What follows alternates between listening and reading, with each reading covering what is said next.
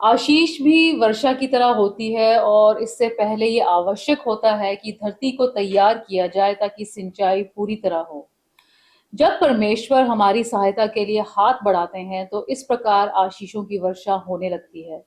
लेकिन बहुत लोग उन्हें प्राप्त करने के लिए तैयार नहीं होते तो उसका लाभ भी नहीं ले पाते। हमें प्रार्थना में कुछ मांगने से पहले किस प्रकार की तैयारी करनी चाहिए, आज हम इस पर विचार करेंगे। शुरू करते हैं परमेश्वर के वचन से।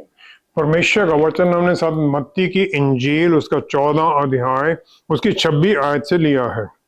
यहाँ इस प्रकार लिखा है, चेले उनको झील पर चलते हुए देखकर घबरा गए और कहने लगे ये भूत है, और डर के मारे चिल्लाने लगे।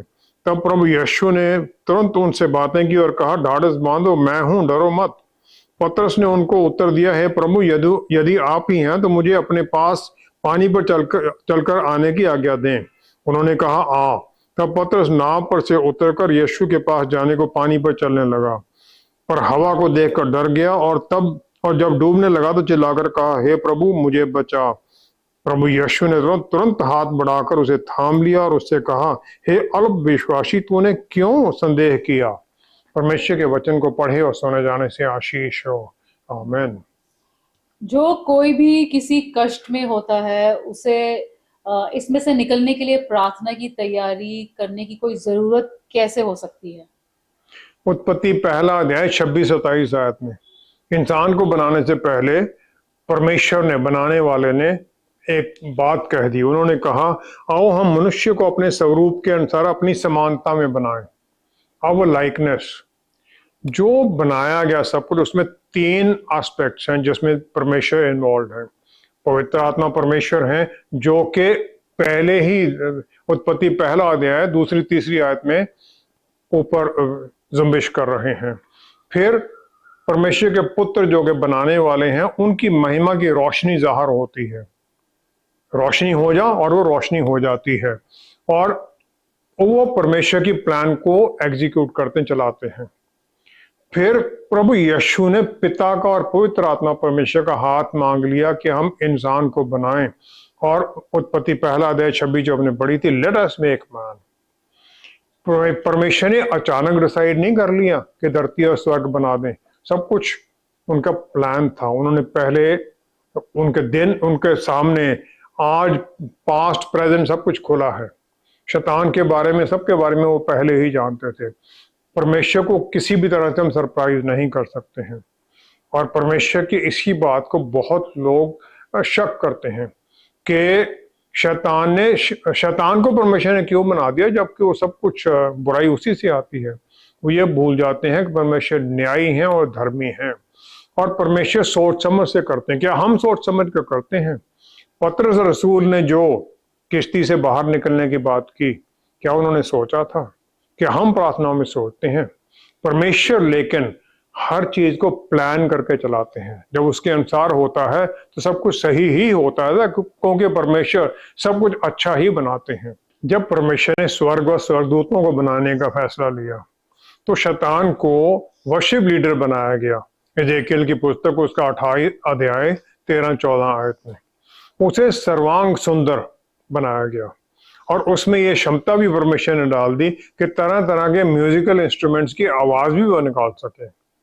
परमेश्वर को उसी समय यह पहले ही पता था बनाए जाने से कि इसके शैतान के द्वारा कितनी बुराई आनी है, कि पूरी दुनिया को उसने कैसे करना है। लेकिन क्या जो धर्मी जज है, न्यायी है, वो किसी को ऐसे पाप के लिए जो उसने अभी किया ही नहीं उसकी सजा दे सकता है? जो परमेश्वर का अक्स और रूप इंसान में बनाया गया, वो अब बुराई के कारण और हमारी पाप की प्रवृत्ति के कारण ढका हुआ है। शैतान को उस समय नाम बनाया जाना, क्योंकि उसने आगे पाप करना था, उसका मतलब ये हो जाता तो आगे कुछ भी नहीं बनना था, हमें भी नहीं बनाया जा सकता था, क्योंकि पाप तो हमने भी करना था। लेकिन आज भी बीच में से कुछ लोग दूसरों के लिए भलाई करते रहते हैं, जो अंदर में वो कण है वो भी चलता रहता है।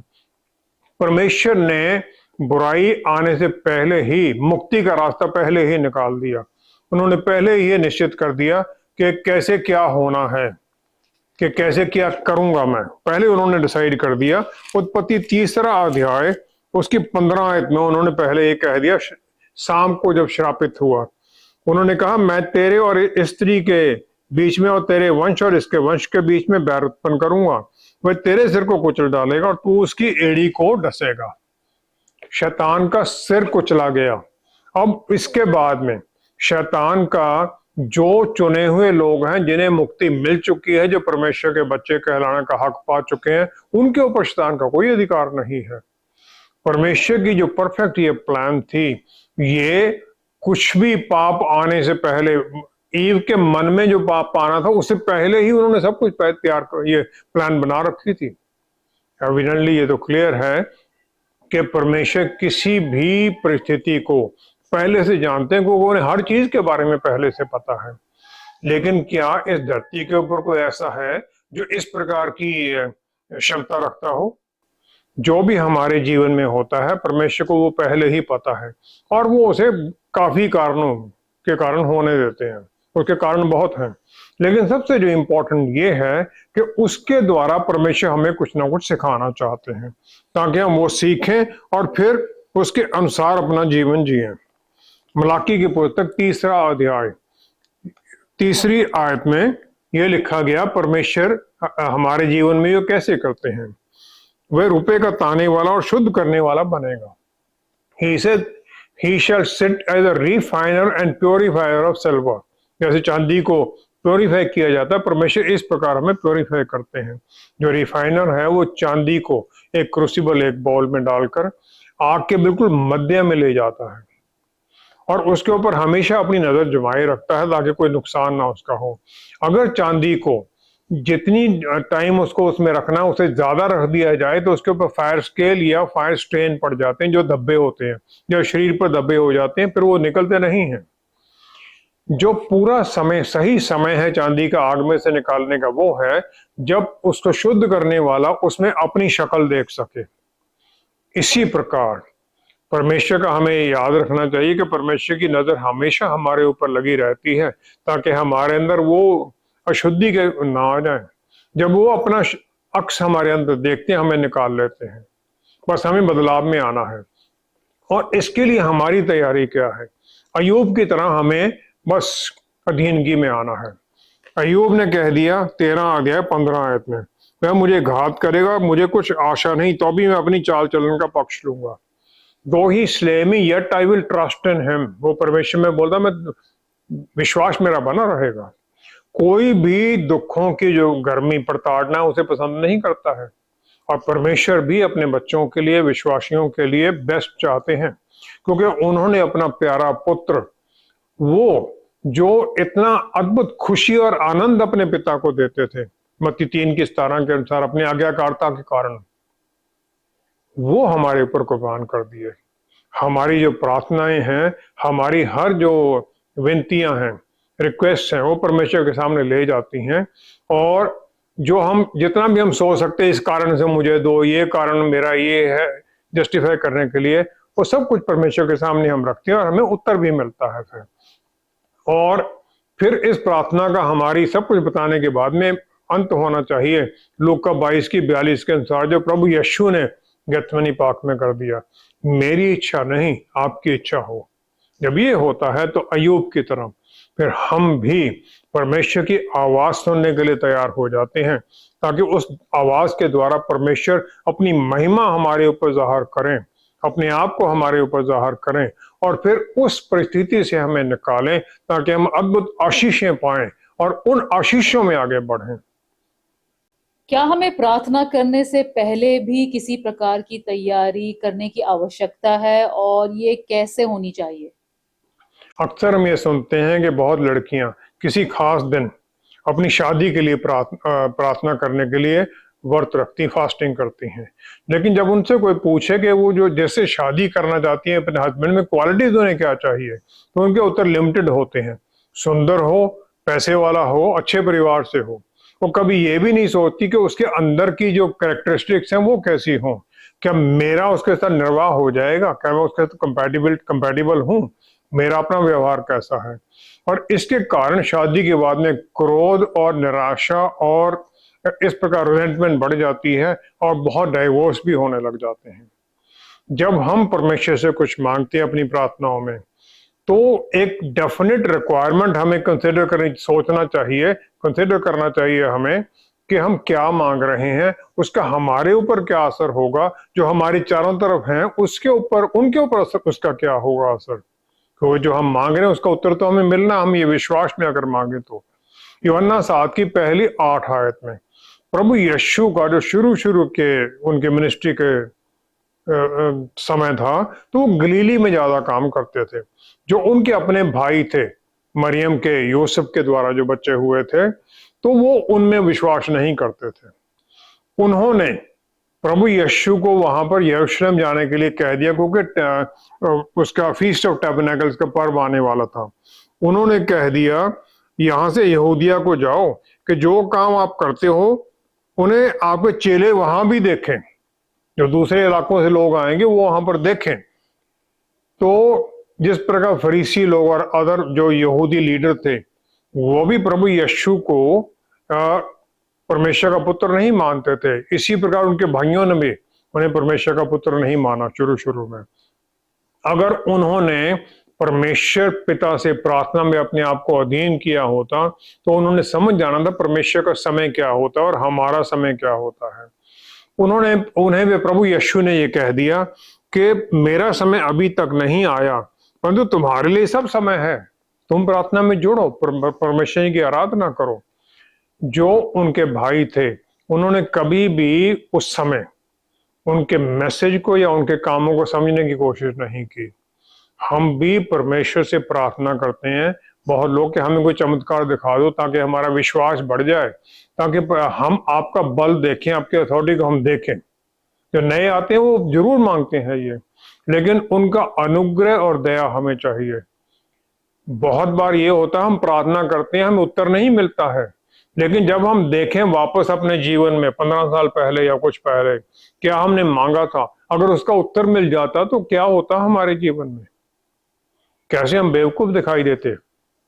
एक विश्वासी ने एक पास्टर से कह दिया, उन्हें लॉटरी टिकट खरीदी थी कि इस पर प्रार्थना कर दो जी, ये आज लग जाए नंबर, और ये कह दिया मैं चर्च की बिल्डिंग कंप्लीट करने में आपकी सहायता करूंगा। पास्टर ने इनकार कर दिया इस बात पर कि मैं परमेश्वर के अलावा किसी और सोर्स पर डिपेंड नहीं होना चाहता। दो भाई प्रभु यीशु को मान गए थे मुक्तिदाता, और परमेश्वर ने भी उन्हें छोड़ा नहीं अपने भाइयों को। पहला कुरिन्थियों 15 अध्याय उसकी 5वीं आयत में, 5 से 7 आयत में, पहला कुरिन्थियों 15 अध्याय यहाँ पर लिखा गया है, 15 अध्याय की 5 से 7 आयत। फिर वह प्रभु यीशु जी उठने के बाद में पहले 500 को दिखाई दिए, फिर पतरस को दिखाई दिए, फिर वो याकूब को दिखाई दिए, और तब सब प्रेरितों को दिखाई दिए। उन्होंने अपने भाइयों को नहीं छोड़ा। जी उठने के बाद में वो दिखाई दिया, उन्हें मैसेज दिया आकर, और फिर 500 लोगों के देखने के बाद में सब लोगों ने जब समझ लिया तो भाइयों ने भी विश्वास किया, और यहूदा और याकूब दोनों जो प्रभु यीशु के भाई हैं उनकी पत्रियां वचन में भी डाली गई हैं। जब उनके मनों में जब बात करते होंगे, जैसे उन्होंने शक किया था अपने भाई के ऊपर, प्रभु यीशु के ऊपर, तो उनके मन में ये खेद तो आता होगा, शर्म आती होगी। लेकिन अगर उन्होंने उन प्रभु यीशु की बातों पर, उनके चमत्कार जो काम कर रहे थे उन पर ध्यान दिया होता, तो उन्होंने कभी भी ऐसा नहीं बोलना था कि परमेश्वर के टाइमिंग से पहले अपने आप को कुछ करने लग जाओ। जो हमारी प्रार्थना है वो हमारा फोकस और अटेंशन परमेश्वर की तरफ जोड़ने के लिए है। प्रार्थना जो हमारी है हमारे मनों को और हमारी इच्छाओं, जो अंदर की इच्छाएं हैं, वो परमेश्वर के सामने जाहिर करना है, पूरी तरह से जोड़ना है परमेश्वर के साथ हमें। और उस परिस्थिति में जो हम शब्द बोलते हैं उनका कोई मायना नहीं रह जाता है, क्योंकि हम परमेश्वर के मन में झांकते हैं, परमेश्वर हमारे मन में झांकते हैं, एक हो जाते हैं हम। पहला शमूएल पहला अध्याय 10 से 13 आयत। हन्ना जो कि बांझ थी, लेकिन एल्काना जो उसका पति था उसकी दूसरी पत्नी के बच्चे थे, तो वो उसे हमेशा चढ़ाती रहती थी, वो बड़ी दुखी थी। फिर उसने परमेश्वर के सामने अपनी प्रार्थना की, और प्रार्थना की यहोवा के सामने ऐसी प्रार्थना कर रही थी, तब एली उसके मुंह की ओर ताक रहा था। एली वहां का याजक, महायाजक था। हन्ना मनी मन कह रही थी, उसके होंठ तो हिलते थे परंतु उसका शब्द ना सुन पड़ता था, इसलिए एली ने समझा कि वह नशे में है। अब उसका इतना मन परमेश्वर के साथ सीधा जुड़ गई वो, उसको किसी और की कोई चिंता नहीं कौन क्या सोचता है। उस परिस्थिति में जो प्रार्थना, जो वचन बोले जाते हैं और जो बोल रहा है, वो सब एक हो जाते हैं और पूरा जो उनका जो पूरी होल बीइंग वो परमेश्वर के साथ स्वर्ग में जुड़ जाती है। पूरा का पूरा वो जुड़ जाते हैं, मन प्राण सब कुछ। जो सूफी लोग हैं वो परमेश्वर की आराधना में नाचते हैं और उस डांस में जो म्यूजिक होता है और प्रकृति भी उनके साथ जुड़ जाती है उस डांस के अंदर। लेकिन अनफॉर्चुनेटली कोई स्पेसिफिक फॉर्मूला नहीं है कि हम सही तरीके से प्रार्थना करें पूरे सोल, हार्ट, माइंड, ताकि हम एक तरह से पूरी अधीनगी में आ जाएं। पहला सब जो इसका स्टेप है इसके लिए जो हम बता सकते हैं वो ये है, परमेश्वर का जो हम मांगते हैं, पहले हम परमेश्वर की जो वचन है उस सिचुएशन के लिए उसको देखें, वचन के अनुसार उस पर मनन करें, हर एक शब्द जो उसमें है उसके ऊपर ध्यान दें, ताकि हम समझकर पूरे मन से उसे समझकर अपने बिठा लें अपने अंदर। फिर आता है कुश्ती लड़ने का समय प्रार्थना के अंदर। उत्पत्ति 32 से जाए अध्याय 24 से 30 आयत तक। याकूब पादन आराम से आता है अपनी दोनों पत्नियों के साथ, बच्चों के साथ और जो कुछ उसके पास था, पेड़ बकरियां सब कुछ। अब याकूब को डर है एसाउ अपना बड़ा भाई उससे मिलने में, क्योंकि पहले एसाउ ने उसे मारने का फैसला किया था। तो उसने अपने पूरा जो बच्चे सब कुछ ने 3 ग्रुप में बांट दिया, अलग कर दिए, और वो यबोक के जो झरना था उसकी दूसरी तरफ चला गया। वहां पर परमेश्वर के दूत उन्होंने उससे रात को रेसलिंग की, मल्लयुद्ध किया। याकूब पकड़े रहा और फिर उसे आशीष मिली, उसे इजराइल नाम दे दिया गया जो कि एक राजकुमार है। याकूब का मतलब है धोखा देने वाला, इजराइल का मतलब है एक राजकुमार। जब हम परिस्थिति में ऐसे होते हैं और फिर इससे पहले कि उसका उत्तर मिल जाए, हमारे जीवन में बदलाव हमारी सोच में बदलाव आने लग जाते हैं और फिर हम हर बार परमेश्वर के वचन को ढूंढते रहते हैं उस बदलाव के साथ मिलाप करने के लिए। दूसरा जो पॉइंट है वो ये है, इमोशनली हम प्रार्थना में कितने जुड़े हुए हैं, क्योंकि ये कोई ऑब्लिगेशन, कोई रिचुअल नहीं है, जुड़ना है। और फिर इस प्रकार हम अपने मनों को खोलते हैं परमेश्वर के सामने और वो उत्तर देते हैं। जब हम इस प्रकार जुड़ते हैं तो उत्तर मिलता है। फिर तीसरा है सरेंडर करना, पूरी तरह से अपने आप को समर्पित कर देना, क्योंकि प्रार्थना परमेश्वर के बच्चे होने के कारण एक राइट हम क्लेम कर रहे हैं अपने स्वर्गीय पिता से, और फिर उसके लिए हमें आज्ञाकारिता में उनके साथ जुड़ना भी जरूरी है। यूहन्ना 14 की 23 आयत में, यूहन्ना 14 की 23 आयत में प्रभु यीशु ने यह कह दिया, यदि कोई मुझसे प्रेम रखेगा तो वह मेरे वचन को मानेगा और मेरा पिता उससे प्रेम रखेगा और हम उसके पास आएंगे और उसके साथ वास करेंगे। जब हम इस प्रकार करते हैं तो परमेश्वर पिता और पुत्र हमारे साथ रहने आ जाते हैं। जब हम प्रॉपर प्रार्थना है तो वो हमारे साथ हैं, अंदर हैं, हमारे जीवन का हिस्सा बन जाते हैं। ये परिस्थिति है जब जैसे जहां पर पौलुस रसूल ने कह दिया था, तो दूसरा तीमुथियुस 4 अध्याय 7वीं आयत में, मैंने अच्छी कुश्ती लड़ ली है, मैंने अपनी दौड़ पूरी कर ली है, मैंने विश्वास कायम रखा है। और वो उसने कब कहा? जबकि वो जेल में था, जेल में अंडरग्राउंड डंजन में था, जहां पर के अंधेरा, थोड़ी बहुत रोशनी आती थी। उसे पता था विश्वास के कारण उसे मृत्यु प्राप्त होने वाली है, लेकिन वो सदा हर पल परमेश्वर के साथ एक था और उसके मन में मृत्यु की कोई बात ही नहीं आई। जब इस प्रकार जुड़ते हैं तो परिस्थितियां हमारे ऊपर किसी तरह से हावी नहीं हो सकती, क्योंकि हम परमेश्वर के साथ जुड़े होते हैं, परमेश्वर का बल हमारे अंदर काम करता है। प्रार्थना करने के तरीके के साथ साथ क्या मांगना है उसके बारे में हमें क्या तैयारी करनी चाहिए? सबोपदेशक 5वां अध्याय 2 आयत में राजा सुलेमान ने हमें आराधना और प्रार्थना के बारे में सिखा दिया।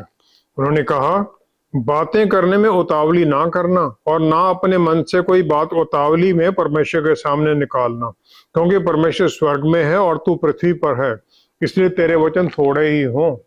परमेश्वर स्वर्ग में है, पवित्र हैं, सब कुछ जानते हैं, हम अपने वचन थोड़े ही रखें, फालतू बक बक ना करें।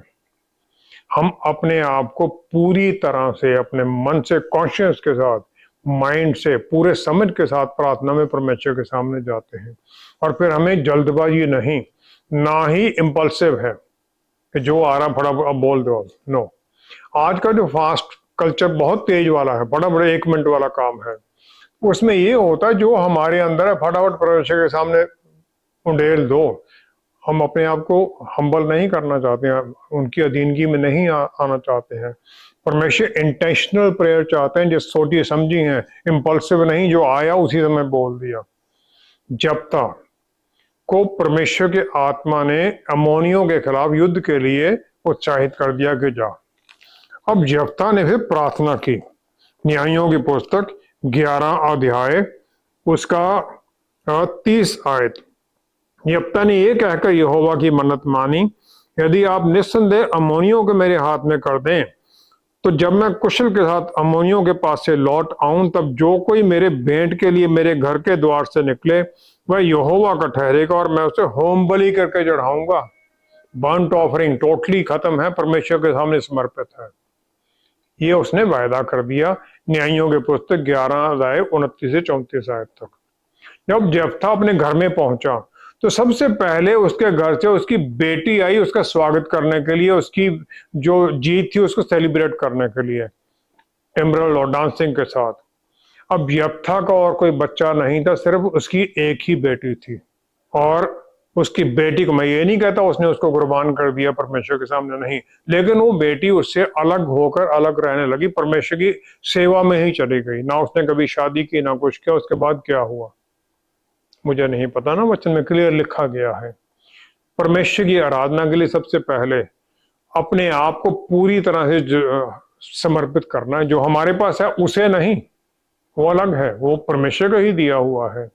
जो पुराने नियम में भेंट लेके जाते थे, एनिमल सैक्रिफाइस, और प्रभु यीशु की तरफ इशारा करता था, और आज वो सब खत्म हो गया है, पूरी हो गई वो। निर्गमन 3:14 में परमेश्वर ने मूसा को अपना नाम बता दिया, मैं हूं सो हूं। एक तरफ तो ये परमेश्वर की जो अनचेंजेबल नेचर है, परमेश्वर बदलते नहीं, उसको दर्शाता है, लेकिन दूसरी तरफ ये भी दिखाता है कि हमारा सोर्स जीवन का वही है। परमेश्वर है तो मैं भी हूं, सब कुछ क्रिएशन, सब कुछ है। वो कहते मैं हूं तो तू भी है, ये क्रिएशन भी है। वो क्रिएटर हैं, सब कुछ उनका है, बनाने वही है। जो दिया गया उनकी गिफ्ट है, उनकी तरफ से मिला हुआ है। तो इस तरह हम अपने आप को समर्पित करें, जो हमें दिया गया वो तो उनका है ही। दूसरा है, परमेश्वर बार्गेन नहीं मांगते हैं कि मैं ये दूंगा तो ये कर दो, क्योंकि हमें तो गिव एंड टेक कल्चर में हम तो हैं कि मैं ये दूंगा तो मेरे लिए कर देना। हम परमेश्वर को ऐसे ऑफर देना चाहते हैं, वो नहीं, परमेश्वर वो नहीं चाहते हैं। यफ्था ने जो ऑफर किया था वो बेवकूफी की बात थी, अनकॉल्ड थी, लेकिन हन्ना ने भी ऑफर की। हन्ना ने प्रार्थना में कहा कि जो मेरा पहला पुत्र होगा वो मैं आपकी सेवा के लिए दे दूंगी। वो धन्यवाद करना चाहती थी परमेश्वर का कि मेरे बांझपन को आप तोड़ रहे हैं। उसके आगे बच्चा हो ना, उसको कोई चिंता नहीं है, सिर्फ वो बांझपन को तोड़ना चाहती थी, उस श्राप को तोड़ना चाहती थी। जो एक बर्ड, जो माता है, जब वो बच्चों के लिए, उसके चिक्स हैं जो घोंसले में, जब उनके लिए खाना लेके आती है तो उसे उनको कहने की जरूरत नहीं पड़ती कि ना मुंह खोलो। हम विश्वासी लोग अनुग्रह और दया में के जीवन उसमें चल रहे हैं समय में। भजन संहिता 81:10 में कहा गया है, हम परमेश्वर के बच्चे हैं, अपना मुंह खोलो और मैं उसे भर दूंगा। Open your mouth wide. हम तो यही नहीं जानते क्या हमने मांगना, कितना मांगना है। तीसरा, पहले से ही तैयारी कर लो कि जो सबसे जरूरी पहले वाली बात है परमेश्वर से वो मांगे हम। मार्कुस 10 अध्याय, मार्कुस का 10 अध्याय उसकी 46 से 51 आयत में प्रभु यीशु यरीहो से यरूशलेम जा रहे थे, और वहां पर बारतमई है जो कि अंधा भिखारी है। और प्रभु यीशु को जाते हुए जब लोग चले जा रहे हैं तो उसको हल्ला सुनता है, वो पूछता कौन है। प्रभु यीशु के बारे में, जाने के बारे में वो समझता आ रहे हैं। ऊंचा ऊंचा चलाने लगता है, दाऊद के पुत्र मेरे पर दया कर। लोग रोकते हैं लेकिन वो चलाता है। प्रभु यीशु उसे बुला लेते हैं। जब वो बुलाते हैं, जो उसका अपना वस्त्र है, जो गारमेंट, जो उसकी वो जो ऊपर ओढ़ने वाला था, उसे फेंक देता है। विश्वास में वो समझता है कि मेरा जीवन बदलने वाला है। अब प्रभु यीशु उसके कहते हैं, तू क्या चाहता है कि मैं तेरे लिए क्या करूं? What do you want me to do for you? उसका जो उत्तर था बिल्कुल प्रिसाइज, बिल्कुल क्लियर था। वो कहता है, रब्बी ये कि मैं देखने लगूं। साफ क्वेश्चन, साफ उत्तर। और प्रभु यीशु ने उसे आशीष दे दी और वो आंखें पा गया और वह तुरंत देखने लगा और मार्ग में प्रभु यीशु के पीछे ही हो लिया। चौथा है, हम सोचें और भविष्य के बारे में प्लान करें, इस आशा के साथ कि हमारी प्रार्थना को उत्तर तो मिलना ही मिलना है। बारतमई को पता था मुझे बुला लिया गया तो मुझे उत्तर मिलना है। वो पहले ही वस्त्र फेंक गया, प्रभु के पीछे हो लिया, पुराना जीवन छोड़कर नए जीवन में चला गया वो। पांचवा है, हमारे मनों को और पूरे माइंड एंड हार्ट को परमेश्वर की तरफ जोड़ना। मत्ती 9 की 21 आयत में हम औरत को देखते हैं जिसका 12 साल से लहू बहने का रोग था। तो वो प्रभु यीशु के पास जब जाती है तो वो अपने मन में कहती थी, यदि मैं उसके वस्त्र ही को छू लूंगी तो चंगी हो जाऊंगी, वस्त्र को ही छू लूंगी। जो यहाँ पर ग्रीक भाषा का शब्द इस्तेमाल किया गया लेगो, उसका मतलब है लगातार बोलते रहना, वो भी समझ के साथ, इंटेलिजेंस और अंडरस्टैंडिंग के साथ बोलना। उसने पहले अपने आप को कन्विंस कर लिया, पूरी तरह तैयार होगी कि जो मैं ये करूंगी तो मुझे उत्तर मिलना ही मिलना, मैं चंगाई पा लूंगी। पूरा उत्तर पाने के लिए तैयार कर लिया उसने। जब हम किसी खास वीआईपी से मिलने जाते हैं, अपनी रिक्वेस्ट हम लिख कर लेके जाते हैं, प्रैक्टिस करते हैं मैंने क्या बोलना है। क्या हम परमेश्वर के सामने बगैर तैयारी के जा सकते हैं, जो जिसने सब कुछ बनाया है? जब हम तैयार हो जाते हैं तो हमारे जो वचन हैं वो भी मीनिंग से भर जाते हैं, जल्दबाजी नहीं है। और परमेश्वर ऐसे जो तैयारी होती है उससे प्रसन्न होते हैं, और यही वो हर विश्वासी में चाहते भी हैं, ताकि हम तैयारी के साथ जाएं पूरी तरह से, फिर जो हम बोलते हैं वो भी सही हो, फालतू की बकबक ना हो। जब हम इस प्रकार तैयारी करते हैं, सोचते हैं क्या मांगना है, तो फिर उत्तर भी मिलता है। आइए हम प्रार्थना करें। पिता परमेश्वर, क्या ही धन्य है आपने कैसा अद्भुत फायदा कर दिया। जब हम आपकी तरफ मुड़ते हैं, आपकी आज्ञाकारिता में चलते हैं, वचन की आज्ञाकारिता में चलते हैं, तो आप प्रभु यीशु हमारे साथ वास करने के लिए आ जाते हैं। प्रभु यीशु ने वायदा कर दिया, मैं द्वार खटखटाता हूं, जो खोलेगा मैं उसके साथ आकर भोजन करूंगा और वो मेरे साथ। पिता, आप हमसे हर तरह की आशीष हमें देना चाहते हैं, हर कमी घटी से हमें दूर रखना चाहते हैं। आदम को बनाने से पहले आपने अदन बाग में सब कुछ पहले बना दिया, ताकि उसकी हर जरूरत को वहां पूरा किया जाए, और हमारे लिए भी आपने सब कुछ बना रखा है। पवित्र आत्मा परमेश्वर, आप हमारे अंदर हैं, हमारे साथ हैं। हम नहीं जानते कैसे प्रार्थना करें, आप हमारे लिए प्रार्थना करते हैं। हमें सिखाइए वो वचन, वो बोल, ताकि हम अपनी जो जरूरतें पहले तो उन्हें हम पहचान सकें, क्योंकि आप हमारे अंदर हैं। फिर वही मांगे जो हमारे लिए सबसे जरूरी है पहले, और मांगे पिता परमेश्वर से कि हमें सिखाइए आप क्या हमें सिखाना चाहते थे। हम बदल कर परमेश्वर के बच्चे होने की तरह बदलते जाएं, दिन प्रतिदिन बदलते जाएं उस अक्षर रूप में जिसमें आप हमें देखना चाहते हैं। जितने हम जुड़े हुए हैं, हमारे मनों में जो प्रभु है वो सब आप जानते हैं। होने दीजिए इन सब बातों का उत्तर हमें मिले और आपको महिमा मिले। पिता परमेश्वर, सारी महिमा सारा आदर आपको देते हुए सब कुछ हमारे मुक्तिदाता प्रभु यीशु के पवित्र नाम में मांगते हैं। आमीन, आमीन, आमीन। किसी ने हर दिन प्रार्थना के द्वारा कुछ मांगा, लेकिन जब देर तक कोई उत्तर नहीं मिला तो उसने चोरी की और फिर माफी के लिए प्रार्थना करने लगा। हम ये ना सोचते रहें कि हम किसी एक खास प्रेयर का जब उत्तर मिलेगा तभी हम आगे कुछ करेंगे। जो है पहले उसे इस्तेमाल करें और साथ ही आगे के लिए भी कुछ मांगते रहें। परमेश्वर तो सब कुछ हमें देना चाहते हैं, लेकिन क्या हम मांगने के लिए और सही तरीके से मांगने के लिए तैयार हैं? Thank you so much for watching. See you next time. Stay blessed. Shalom.